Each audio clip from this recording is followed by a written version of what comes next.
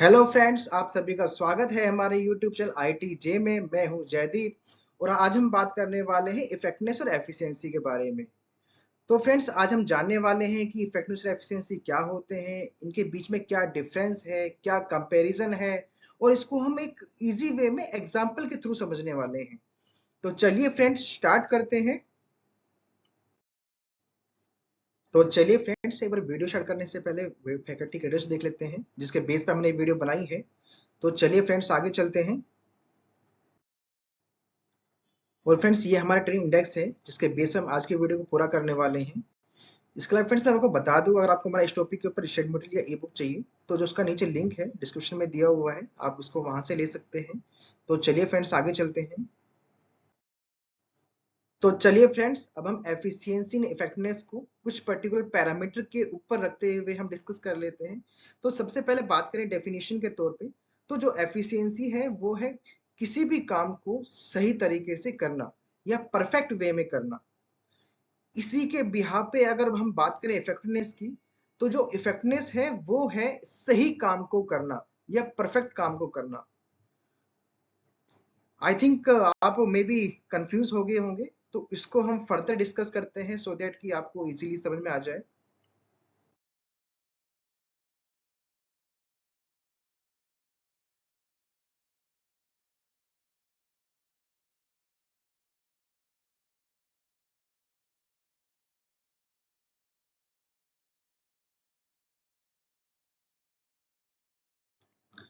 तो चलिए फ्रेंड्स, को हम एक एग्जांपल के थ्रू समझ लेते हैं कि फॉर एग्जांपल आपको घर से ऑफिस जाना है, जो डिस्टेंस है वो है 10 किलोमीटर का। और अगर हम बात करें कि आप घर से निकलने वाले हैं 8:30 बजे मॉर्निंग में और आपको 9 o'clock पहुंचना है ऑफिस में। अब आपके पास ऑफिस पहुंचने के लिए घर से चार रास्ते हैं। पहला रास्ता है कि आप पैदल पैदल जाएं। सेकंड रास्ता है कि आप साइकिल की हेल्प से जाएं। थर्ड रास्ता है कि आप मोटर बाइक ले लें, उससे जाएं। और फोर्थ आपका जो रास्ता है वो है आप कार के थ्रू जाएं। अगर आप पैदल पैदल जाते हैं तो आपको जो टाइम लगने वाला है वो लगने वाला है 55 मिनट। अगर आप साइकिल से जाने वाले हैं तो आपको लगने वाला है 35 मिनट। तो फ्रेंड्स, अगर आप यहाँ से देखें कि आप घर से निकल रहे हैं 8:30 बजे, अगर आप वॉकिंग करके जाते हैं या फिर साइकिल करके जाते हैं तो आप ऑफिस में सही टाइम पे नहीं पहुंच पाएंगे। तो अल्टीमेटली यहाँ पे आपको प्रीफर करना पड़ेगा मोटर बाइक को या फिर कार को। तो फ्रेंड्स, यहाँ पे हम बात करें कि अगर आप साइकिल या पैदल पैदल जा रहे हैं लेकिन ओवर वर्किंग करते हुए, या फिर मैं बात कहूँ कि आप पैदल पैदल जाना था आप दौड़ के गए, या साइकिल को आपको मीडियम स्पीड में चलाना था आपने तेज स्पीड में चलाई, ऑल्दो आप टाइम पे पहुंच गए, तो इसे आप क्या कहेंगे? एफिशिएंसी। लेकिन अल्टीमेटली इससे इम्पैक्ट क्या होगा कि आप थक जाएंगे, आप काम नहीं कर पाएंगे। तो अल्टीमेटली लिमिटेड रिसोर्सेस में अगर हम जो ऑफिस में पहुंच पाए उसे हम कहेंगे एफिशिएंसी।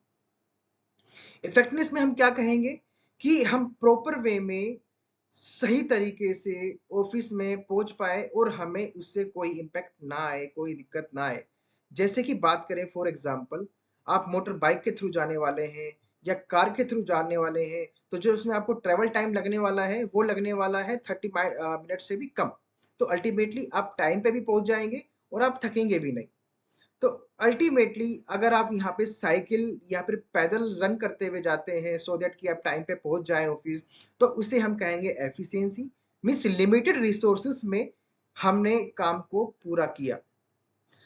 इफेक्टिवनेस में हम बात करें कि हमने रिसोर्स तो यूज करी, बट इफेक्टिव वे में आप ऑफिस पहुंचे, आपने बाइक यूज की या कार यूज की, लेकिन इससे क्या हुआ, ना ही आप थके और आपने प्रॉपर वे में ऑफिस में भी काम कर पाए। तो फ्रेंड्स, यहाँ पे ये एक डिफरेंस है जो आप समझ सकते हैं इस एग्जांपल के तौर पे कि लिमिटेड रिसोर्स में आउटपुट को अचीव करना ये होगा एफिशिएंसी, और इफेक्टिवनेस होगा कि काम को परफेक्ट वे में करना जिससे कि आपको काम करने में दिक्कत ना आए।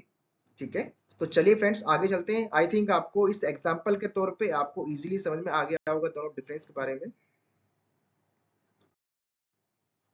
तो चलिए फ्रेंड्स, नेक्स्ट बात करते हैं मीनिंग के रेफरेंस पे या मीनिंग के पैरामीटर के तौर पे हम बात करते हैं कि एफिशिएंसी रेफरेंस क्या होता है।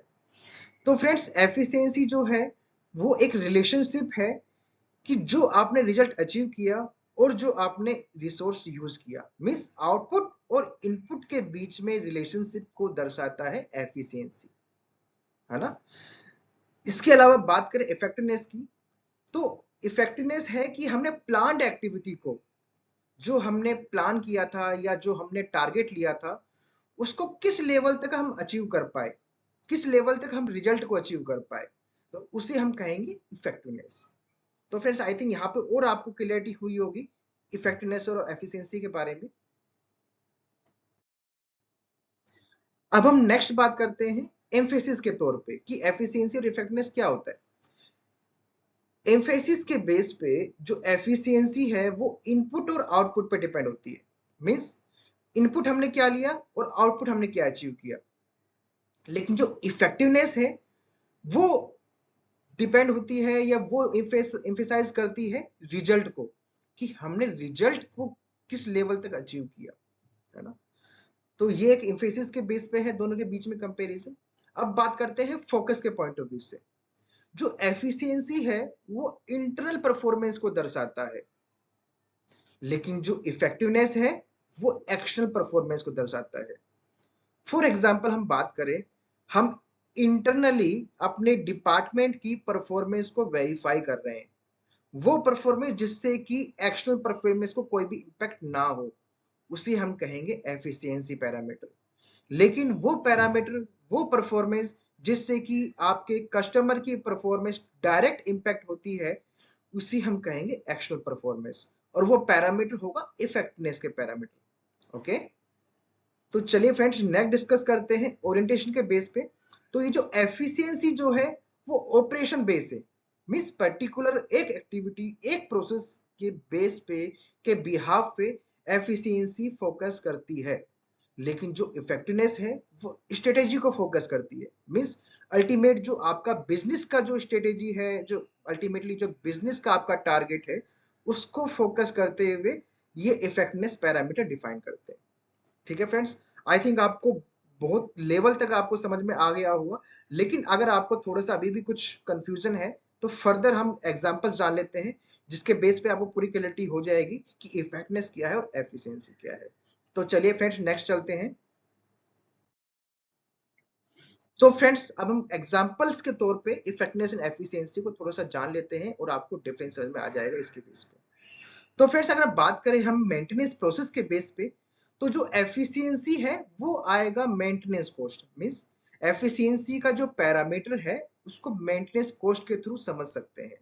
क्यों, अल्टीमेटली बात करें मेंटेनेंस हमें हम काम कर रहे हैं, अगर मेंटेनेंस में काम कर रहे हैं तो आपको क्या करना है कि कम से कम मेंटेनेंस कॉस्ट को रखते हुए, कम से कम रिपेयर कॉस्ट को रखते हुए आपको जो मशीन अवेलेबिलिटी है, मशीन अप टाइम है, उसको अचीव करना है ना। तो यहाँ पे जो एफिशिएंसी का पैरामीटर आ जाएगा वो हो जाएगा मेंटेनेंस कॉस्ट। लेकिन जो इफेक्टिवनेस का पैरामीटर आ जाएगा, मींस जो एक्सटर्नल परफॉर्मेंस को इंपैक्ट करेगा, वो आएगा मशीन अप टाइम या मशीन अवेलेबिलिटी। मींस बात करें मेंटेनेंस कॉस्ट में, बात करें कि आपने 2 लाख 3 लाख कितनी कॉस्ट आपने यूज की for a month for achieving the machine availability, है ना। लेकिन मशीन अवेलेबिलिटी क्या हुई कि आपने 90% अवेलेबिलिटी दी, 95% अवेलेबिलिटी दी थी मशीन को, है ना। तो ये सब आ जाएगा इफेक्टिवनेस में। तो आई थिंक मेंटेनेंस प्रोसेस के लिए एफिशिएंसी और इफेक्टिवनेस का जो पैरामीटर्स है, आपको इसके बारे में क्लैरिटी हो गई होगी। नेक्स्ट डिस्कस करते हैं। नेक्स्ट बात करते हैं मैन्युफैक्चरिंग क्वालिटी के लिए। तो फ्रेंड्स एफिशिएंसी का जो पैरामीटर होगा वो होगा इंस्पेक्शन कॉस्ट, मींस आपने पार्ट को इंस्पेक्ट करने में कितनी कॉस्ट लगी। ओके, ये आपका हो जाएगा एफिशिएंसी पैरामीटर। लेकिन इफेक्टिवनेस पैरामीटर क्या होगा कि आपने उस पर्टिकुलर इंस्पेक्शन करने के कारण कितनी कस्टमर रिटर्न पीपीएम को मेंटेन किया। For example zero calculated ppm, है ना। कस्टमर रिटर्न एक तरह से एक्शनल परफॉर्मेंस हो गया। ओके, तो अल्टीमेटली जो आपका इफेक्ट एफिशिएंसी हुआ वो हुआ internal parameter like inspection cost. अब जो इफेक्टिवनेस हुआ वो हुआ आपका एक्सटर्नल पैरामीटर जैसे कि कस्टमर रिटर्न पीपीएम। ठीक है फ्रेंड्स, नेक्स्ट डिस्कस करते हैं। नेक्स्ट बात करते हैं मैन्युफैक्चरिंग प्रोसेस के लिए। तो फ्रेंड्स यहाँ पे जो एफिशिएंसी का पैरामीटर होगा वो होगा टूल कॉस्ट, मींस आपने कितनी कम से कम टूल की कॉस्ट को रखा सो दैट की जो आउटपुट है आपने वो अचीव कर ली, है ना। लेकिन यहाँ पे इफेक्टिवनेस का पैरामीटर क्या हो जाएगा, ऑन टाइम डिलीवरी। मीन्स हमने अपने कस्टमर को ऑन टाइम कितनी बार डिलीवरी की या किस पर्टिकुलर डिलीवरी परफॉर्मेंस को अचीव कर पाए। ओके फ्रेंड्स, तो आई थिंक आपको एफिशिएंसी और इफेक्टिवनेस के बारे में क्लियरिटी हो रही है। नेक्स्ट डिस्कस करते हैं। और अब बात करते हैं लॉजिस्टिक के ब्याह पे।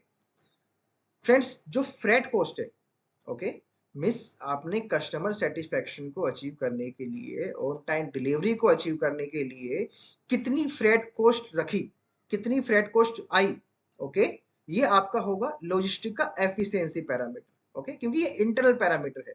ओके, लेकिन एक्सटर्नल पैरामीटर बात करें या इफेक्टिवनेस पैरामीटर बात करें कि आपने कस्टमर सेटिस्फेक्शन को कितना अचीव किया।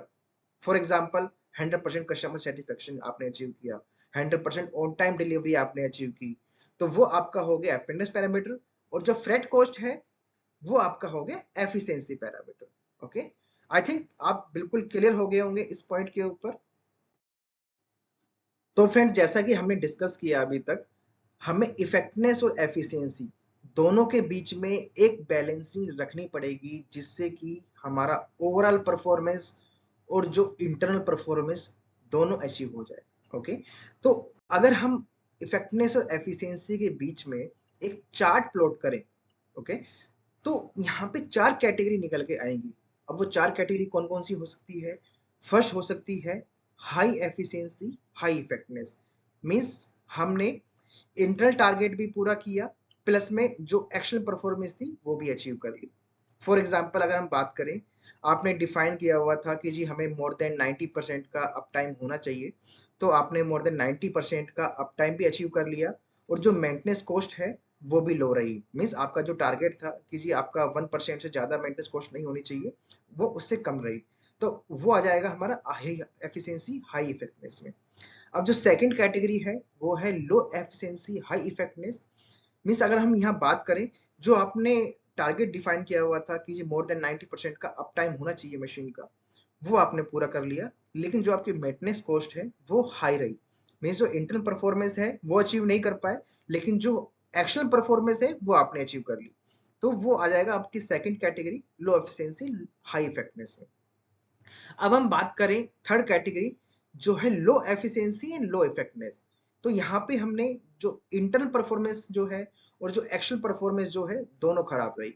मीन्स आपने जो एक्चुअल परफॉर्मेंस है, टारगेट जो लिया हुआ था वो भी अचीव नहीं कर पाए, और जो इंटरनल टारगेट लिया हुआ था वो भी अचीव नहीं कर पाए। फॉर एग्जाम्पल हम बात करें, यहाँ पे जो आपका ओवरऑल मशीन अप टाइम रहा वो भी मोर देन 90% जो टारगेट लिया हुआ है उससे कम रहा, प्लस में जो मेंटेनेंस कॉस्ट रही वो भी आपके डिफाइंड टारगेट से लाइक 1% टारगेट से अप रही। तो वो आ जाएगा आपका लो एफिशिएंसी लो इफेक्टिवनेस के ग्रेड में। नेक्स्ट जो ग्रेडिंग करते हैं हम, जो नेक्स्ट जो कैटेगरी आती है वो आती है हाई एफिशिएंसी लो इफेक्टिवनेस। ओके, तो यहाँ पे क्या रहा कि आपने जो मेंटेनेंस कॉस्ट है उसको अचीव कर लिया कि लाइक आपको 1% का मेंटेनेंस कॉस्ट रखना है मैक्सिमम, तो आपने इस टारगेट को तो अचीव कर लिया, लेकिन जो मशीन अप टाइम का जो टारगेट है कि मोर देन वो 90% होना चाहिए, उसको आपने अचीव नहीं किया। तो फ्रेंड्स, इस तरह से हम इफेक्टिवनेस एंड एफिशिएंसी के बीच में चार्ट प्लॉट कर सकते हैं, और ये 4 कैटेगरी निकल के आएंगी अगर हम इस चार्ट को प्लॉट करते हैं। तो फ्रेंड्स, यहां तक हमारी वीडियो थी इफेक्टिवनेस एंड एफिशिएंसी के लिए। तो फ्रेंड्स, यहाँ पर हम इस वीडियो को समाप्त करते हैं। अगर आपको हमारी आज की वीडियो अच्छी लगी हो तो हमारी वीडियो को लाइक जरूर कीजिएगा, इसके ऊपर कमेंट जरूर दीजिएगा, जिससे कि हम इसमें कुछ और इंप्रूवमेंट कर पाए। इसको दूसरे फ्रेंड्स के साथ शेयर कीजिएगा, जिससे वो भी इसके बारे में जान सके, सीख सके, और अपने फ्रेंड्स के साथ इसको शेयर कीजिएगा। इसके अलावा हमारे इस चैनल को सब्सक्राइब जरूर कर लीजिए, क्योंकि आने वाली जो वीडियो है जिससे कि आपको समय समय पर मिल जाए, आपको नोटिफिकेशन आ जाए, बेल आइकन भी दबा लीजिए, जिससे कि जो भी आप वीडियो आए वो आपको समय समय पे आपके पास नोटिफिकेशन आता रहे। तो चलिए फ्रेंड्स, यहीं पे इसको समाप्त करते हैं। थैंक यू सो मच हमारी इस वीडियो को देखने के लिए और सुनने के लिए। फिर मिलेंगे नेक्स्ट वीडियो में, तब तक के लिए शुक्रिया एंड बाय बाय।